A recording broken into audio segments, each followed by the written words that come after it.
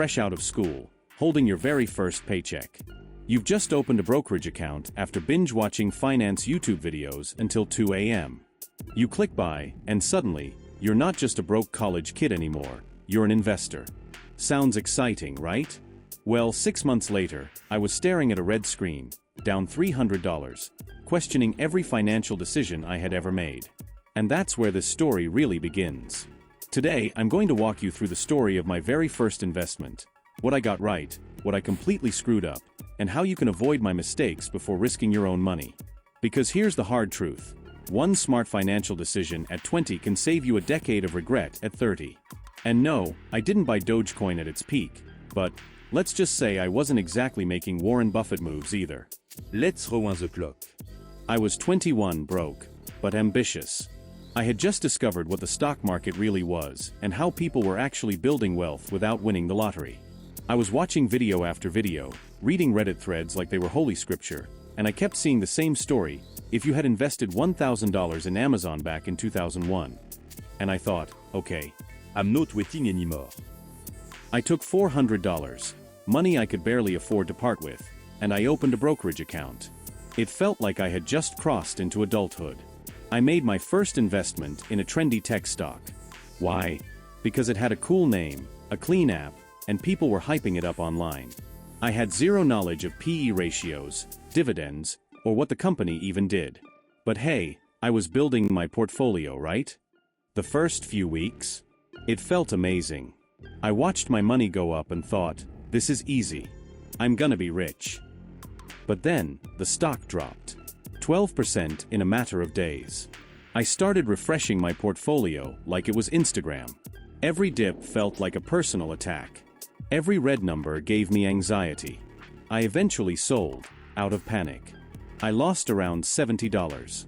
Not a massive amount, but to me, it felt like failure. Not just financial, personal. I felt like I had no idea what I was doing. Because honestly, I didn't. Let me break down what I did wrong, because it was a lot. First, I didn't diversify. I put all my money into one stock I didn't understand. I followed hype, not fundamentals. I didn't have a long-term mindset. And worst of all, I gave in to fear. I let emotions drive my decision-making, a guaranteed way to lose in the market. But here's the twist. I still look back on that investment as one of the smartest things I ever did. Why? Because I started early. I got my hands dirty when the stakes were low. I lost a little bit of money, but I gained perspective. I learned more from that $70 loss than I would have from 10 finance books.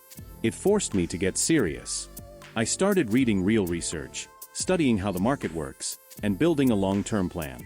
I learned that investing isn't a casino, it's a discipline. Here's what I actually did right. I took action. I started early. I learned through experience, and I didn't let that first loss stop me. And that's where the real growth happened. Most people delay investing because they're afraid of doing it wrong. But what they don't realize is, doing nothing is the biggest mistake of all. If I had waited until I knew everything, I'd still be on the sidelines. The market rewards action, especially early action. So, was my first investment perfect? Not even close. But it was powerful, because it got me started. And if you're watching this, wondering if it's time to make your first move, let this be your push. Start small. Start smart. But most importantly, start. Because the sooner you do, the more time you give your money to grow.